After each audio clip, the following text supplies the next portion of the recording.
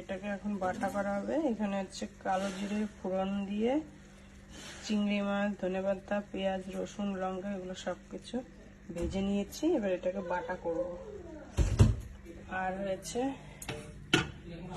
ডাল, মুসুরি ডাল করেছি ভালো করে, পেঁয়াজ, টমেটো আর ফোড়নে দিয়েছি কালো জিরে, লঙ্কা। ভাত হয়ে গেছে, এখানে পাঁপড় ভেজে নিয়েছি। আজকে দুপুরের মেনু এতটুকু। এটাকে বাটা করে তারপর আবার দেখাবো। বাটাটা হয়ে গেছে।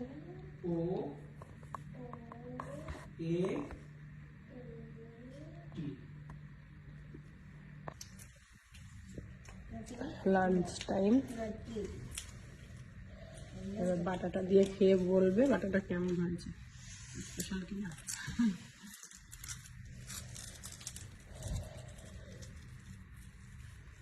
গরম গরম গরম ভাতের সাথে ইয়ামি বাটা, গরম গরম বাটা।